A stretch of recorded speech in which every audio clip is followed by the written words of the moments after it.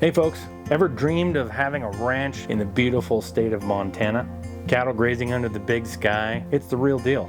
So I've got 5 points to lay out, and we're going to go through 1 year in a commodity style ranch in Montana of 1,000 acres. So number 1, Montana holds about 1 cow for every 20 acres. You have to figure that you have winter when grass really doesn't grow and is covered by a bunch of snow. You have dry areas of Montana, which are more like 1 cow every 40 acres. And then you have some lush bottom lands near rivers and streams and high mountain areas that in the summertime are nice and lush and green. So these areas are going to take way more cows for a smaller area. And in the really dry, barren areas, which is most of eastern Montana, most of Montana actually, it would be more acres per cow. So for this example of 1,000 acres, we're going to use 50 cows. That's using the average of 20 acres per cow. So these are some of the limitations that ranchers actually face. You can't overstock your ground if you plan on being in business for more than 1 year, because you can totally devastate that land if you overgraze it. You have 50 cows, right? Cows, which are females, not males, which are called bulls. So these 50 cows are going to have 50 calves. But you have to consider that during the summer months, really nice. You've watched the cows out there dotting your pastures, right? It's so beautiful. But there's a lot of time in Montana that is not grazable because of winter. So during that time, you're going to have to be feeding hay to these 50 cows as well. We're going to take that in consideration and show you some of the numbers. Point number 2 is that winter feed is going to be your biggest bill. I talked to a guy who managed a several 100,000 acre ranch, which is way more than the 1,000 that we're talking about. And he told me, he said, to be profitable at ranching, you have to consider what is the biggest cost, and that is feed. In Montana, you have December to March, usually to April. So we're going to figure 120 days that you have to feed those cows. That's the time period when you're calving. It's all snow anyway, so a lot of times it's too cold and too much snow for them to dig down and get to that grass. So we're going to figure that 120-day period of feeding hay, which is going to be a massive cost. So at $150 a ton, that can go up or down depending on the price of fuel, because it costs a lot of fuel to put it up. If there's drought or not. If last couple years ago we had a major drought, so a lot of people couldn't put up hay. Hay was very scarce and hard to find, and it went up to $350 a ton in some areas. That would be a major disaster. That's a cost of $540 per cow. At $150 times the 50 cows means that your winter feed cost just to keep them alive is $27,000 for that year. So you add in a mineral mix because they need minerals to be able to absorb the feed that they're getting from the pasture and from the hay. That's going to be another $35 a cow per year, which is $1,750. We're going to add that together. That's now $28,750 in total expense for our example year. Winter is a really tough time in Montana. I've been out in blizzards feeding hay. I know ranchers who have done it in 50 below. But during those cold winter months, all you see is the checks going out. You see zero income coming back in.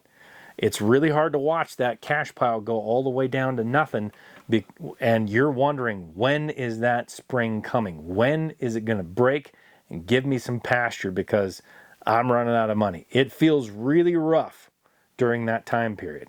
So we're going to get to where does the money come from that you use to spend on that feed. So point 3 is we're going to cover the rest of the costs that you have to figure in when raising cattle. And those costs really pile up, from vet bills to fencing to bulls, because bulls cost a lot of money and they don't last very long.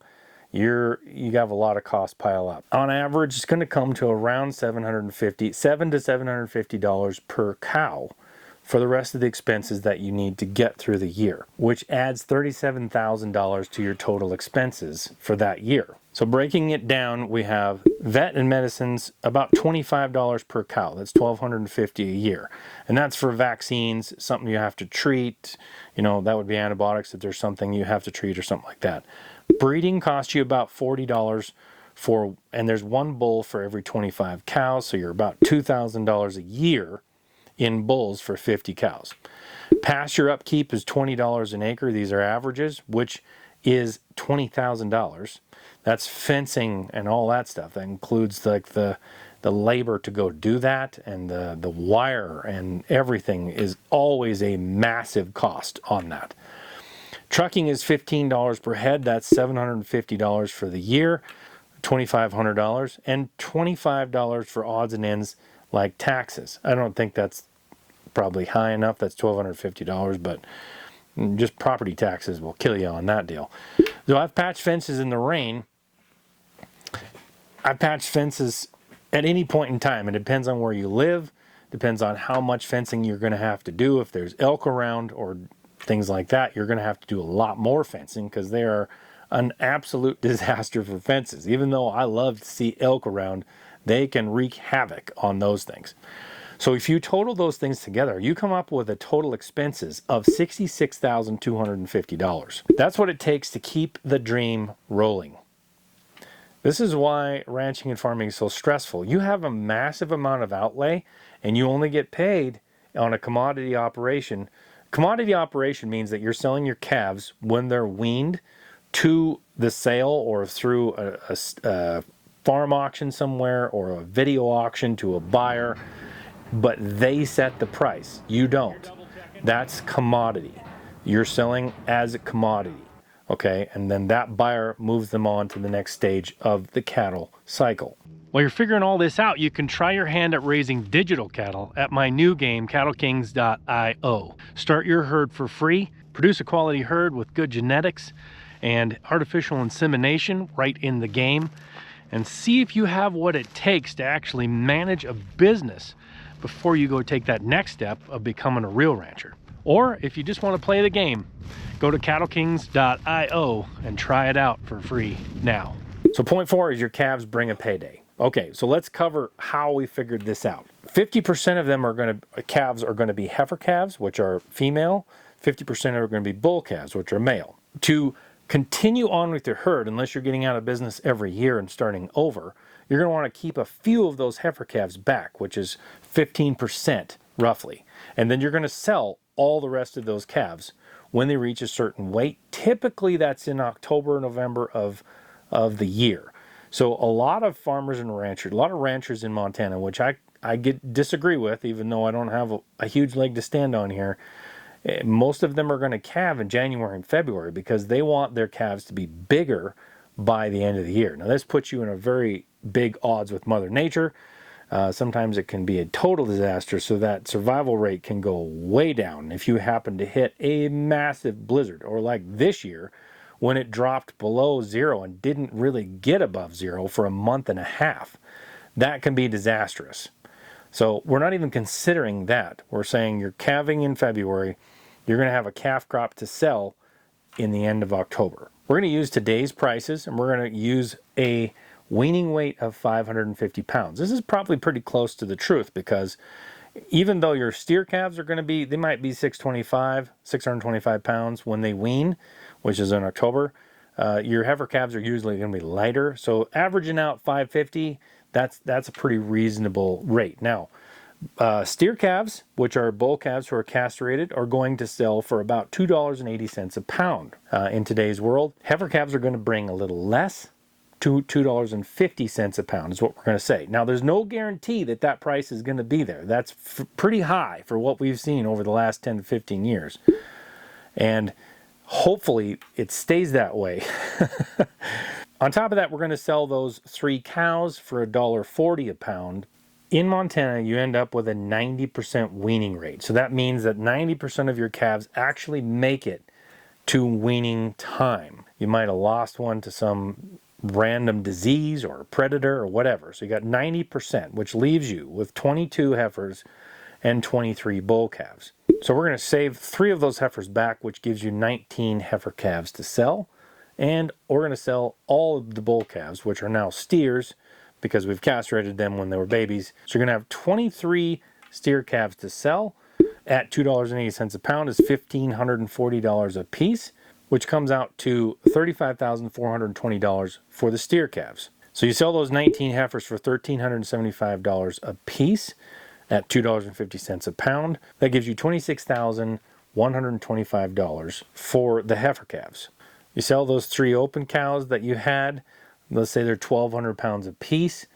At 1,200 pounds a piece, that's going to be $1,680 a piece. That's $5,040 for those.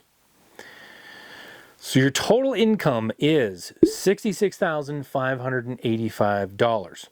So for every rancher out there, watching those calves get loaded up is an incredibly stressful day because you're always worried about getting them separated and put on the truck and getting them ready and having them look good for the buyer.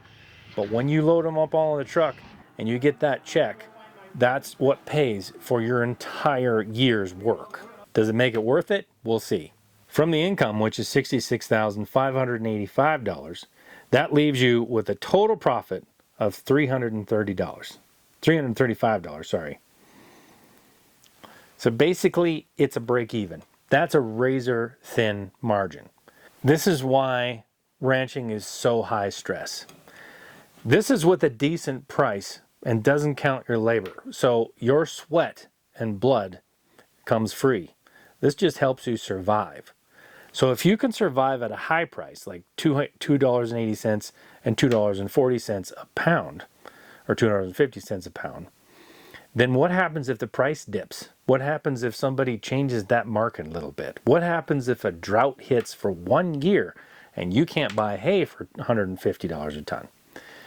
That will definitely give you some stress and some gray hair. When I talk about the margins being thin in ranching, this is what I'm talking about. Now, is it worth it? The lifestyle is incredible if you have the time and the mental capacity to enjoy it, because sometimes this stress overpowers everything. Now, you're going to be able to change some of those costs if you put up your own hay, but you're adding labor, you're adding machinery, you're adding a whole bunch of things that can go wrong. So that is another stress that happens.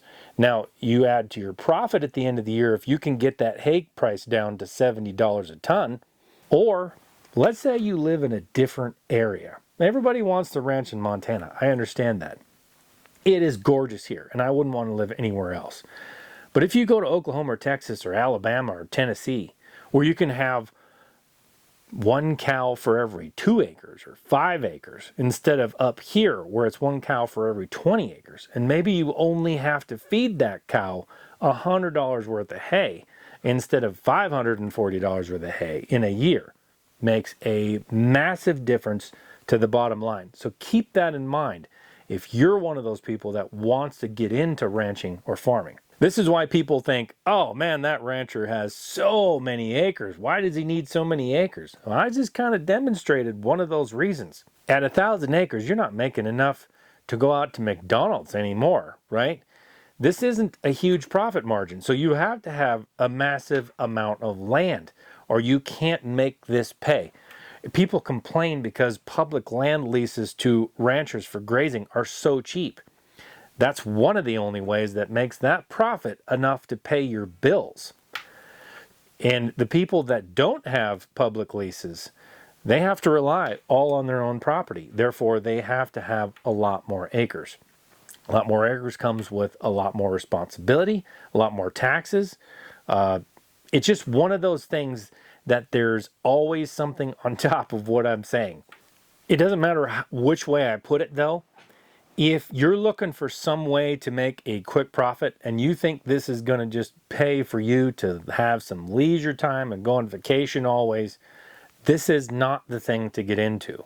When you talk about wolves killing calves and you're like, oh, it's only 2 or 3, that's the difference between making a profit and not making a profit in a year. And if you think these ranchers are getting paid for each one of these calves that get killed by a wolf from some magical government ferry or environmental group, you got another thing coming. So what could you do different? Well, if I was going to start out in ranching, there's a few things I would do. Number one, I wouldn't start in Montana. I would start somewhere that has a way different cow to acre ratio, because again, that largest cost is getting through the winter on feed. Now that's a choice you have to make. I'm just saying profitability goes up the less you have to feed those cows in the wintertime. Second, I would stop being commodity. Now, at the prices that we're at right now, it's very hard to say, well, you should keep those cows and sell them directly to customers. That means instead of selling your calves after 6 months, you have to keep them all the way around. Which means you can't have as many cows because now you have all those calves from the year before still eating your grass the next year, which means those cows can't be in your herd, right? So it completely changes the entire picture. But what selling directly to a customer does do is make you know what the prices you're going to get at the end. It's easier to figure your cost and profit ratio and be fairly certain of what that's going to be, even though it's going to be 2 years in the future. That's why I would say if you're going to start out in ranching and farming, something like pigs or sheep are a much better bet. They eat way less, they take way less land, and every single year you get a crop that you can actually sell. Meaning you can turn it into meat and sell it to customers. You can't really make any money at hogs or sheep if you're selling to the commodity market. So cattle you can sell to the commodity market every year as weanlings, let's say, if you're a cow-calf operation like we just showed. The problem is you don't dictate that price. So all that risk could be for absolutely nothing if the price drops right before you sell your calves and you end up holding the bag. So what do you think about the example that I've shown? Did I miss something? What am I not telling you that you need to know? I think there's ways to get into ranching, but you're going to have to think a little bit outside of the Yellowstone image of just running out here buying 10,000 acres and boom, you got a profit and you sit on a horse every day. A lot of this work has nothing to do with the horse. It has everything to do with guts, stress, and how willing you are to work your butt off. You either have to find a finance guy who's going to finance the land, or you have to find somewhere to lease the land. All of these things take an enormous amount of planning. If I was going to start in this industry, I would start very small as like a homestead. Figure out ways that you can make a profit on one cow. Because if you can't make a profit on one cow, you definitely can't make a profit on 50. My name is Trinity Vandenaker. Until next time, God bless.